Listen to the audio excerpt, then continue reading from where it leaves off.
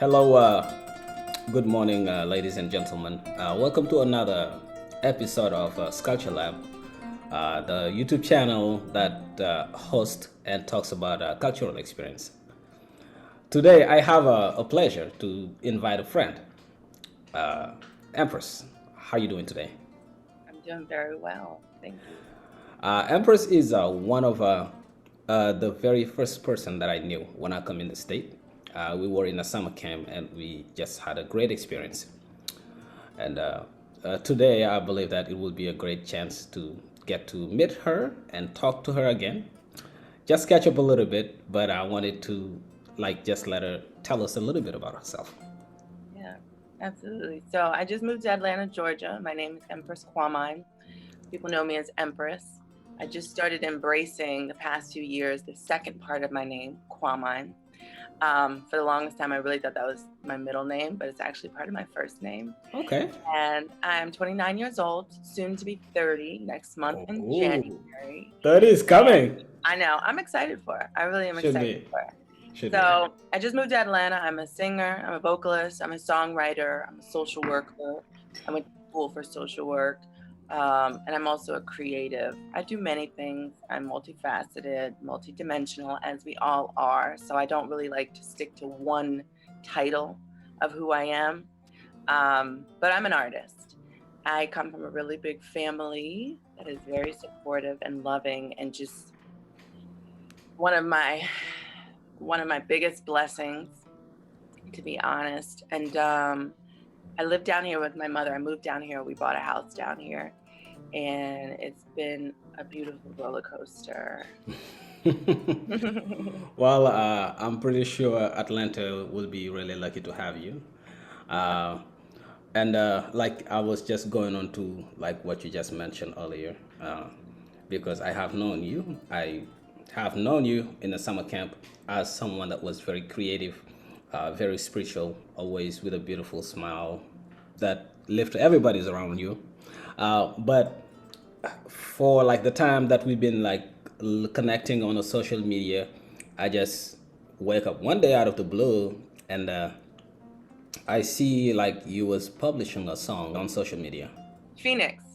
Phoenix Mm-hmm. It's is called a Phoenix. Phoenix, Yeah, yeah. and like I was kind of not surprised knowing the person that you are. Like you just say, you are very multifaceted, but I was like, how long was she working with this? How long she's been having this? And is there any main particular reason that make her like come out with this? Yeah, well, I've always wanted to be a singer. That was like my first dream when I was a little girl. And it kind of was pushed to the background for whatever reasons, for different reasons. But when I was a little girl, that was the first thing I ever said I wanted to be when I grew up. And most of the time, as adults, we forget what our first love was when we were young. We kind of just ignore it. That was one of the first things. And so recently, especially in the beginning of this pandemic, I really started to hone in on that part of me. And so I started writing, and Phoenix actually started out as a spoken word. It was like a really long spoken word poem. And it wasn't until a few months after that a melody came to my head. I would say randomly, but nothing's random. Nothing. The melody came to my head, and I'm like, oh, this sounds good. This sounds good. And that same day, I had booked a session for a few days later at the studio to record it. But that's where it came about. And Phoenix is all about rising from the ashes, rising from your challenges and trials and tribulations, and being reborn, like the mythical creature Phoenix, that many have heard about. And it's just all about, you go through some things and you come out of it stronger. You come out of it new. Yesterday was yesterday. Today's a new day. And that's what it's all about. And I'm really glad that you say that, because like most of us, of course, we talk about career, we talk about future, we talk about planning, and many other things that comes along with that, right? So and sometimes like we just trying to weigh our talent and putting that much of a pressure on our talent to be carrying like what we have to become in the society Yeah. and not the best version of yourself, right?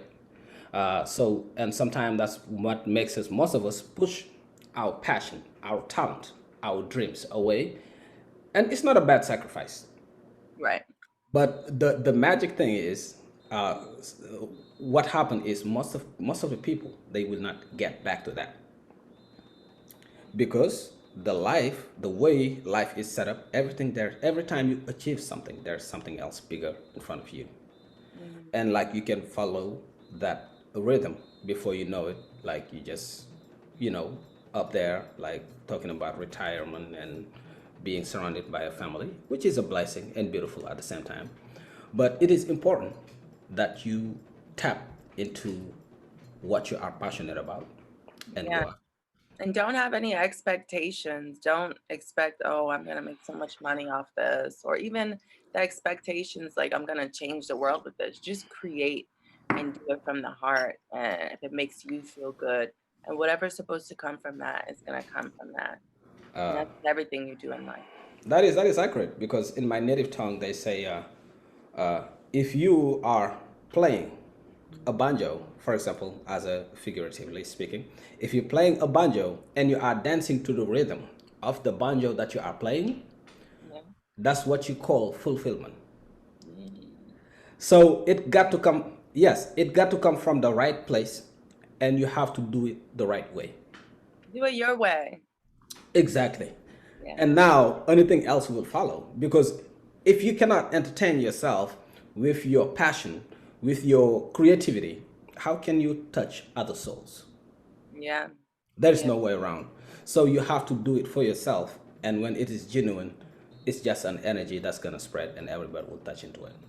And don't try to follow the crowd. I think it's cool to identify what the trends are so that you can kind of get on there and make the most out of your talents and make the most out of your messages, but don't try to follow the crowd. Last night I had a dream.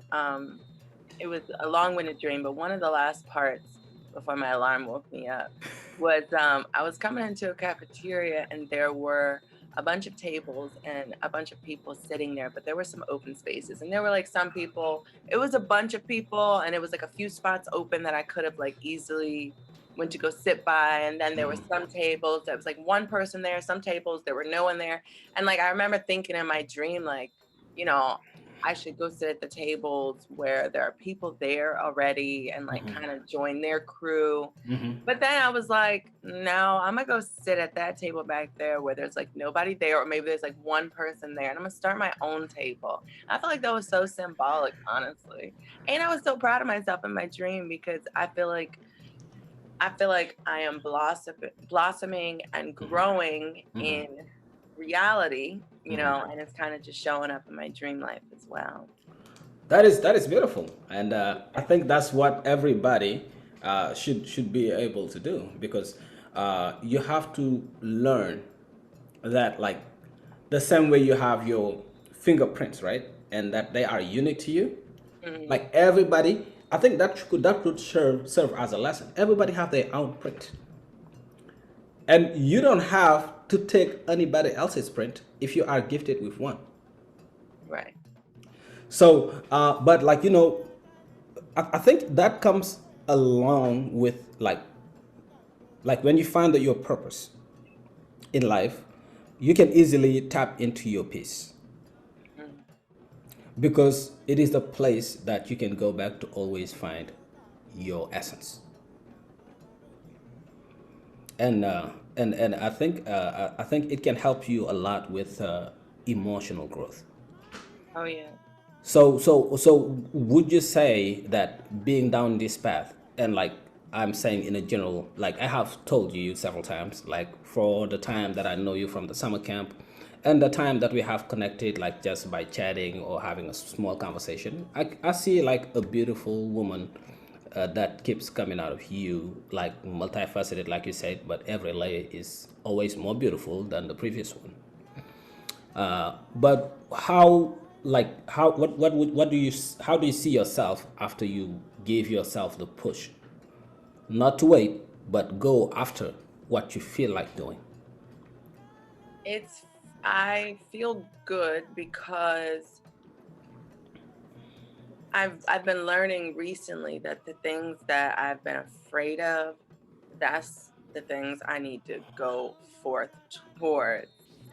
Anytime I get that little feeling in my stomach that I've been kind of pushing off doing something or beginning something, um, just recently now, I'm like, I gotta go into it. And it's been many messages from the universe, from people around me that have been giving me that insight as well. Like, you know what? If you really want to get to the next level, you got to kind of see what your fears are and then face those fears, because then everything else is like going to come so much easier. It's like I'm realizing that now. And I thought I was doing it the whole time. That's what, they call like shadow work and stuff. And like, and really speaking with your inner child. And so I was doing that, but even just things like ideas and creations that I had that I've been kind of putting to the wayside for a while, though I'm starting to bring those back out again, and I'm putting it out into the universe, and whatever's going to happen from that, it's going to happen. But I do know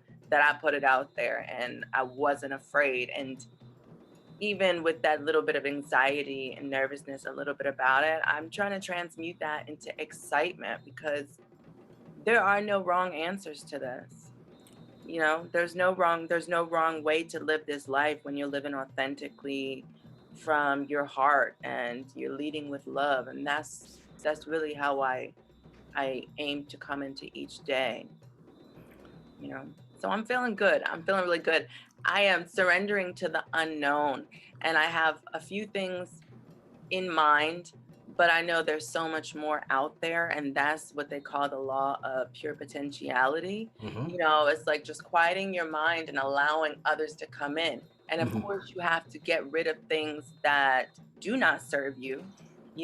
Whatever's not serving you, you have to release those, because as much as we have many resources and we have space for a lot of things, we still need to switch those things out, switch those negativities out, switch out that negative self-talk, get rid of those toxic people so that you can make space for those blessings. A lot of times we're blocking our blessings by just having that fear dictate our life and being afraid to move forward and not feeling confident in ourselves and our abilities. But no more. No more, no more No fear, more. huh? No more.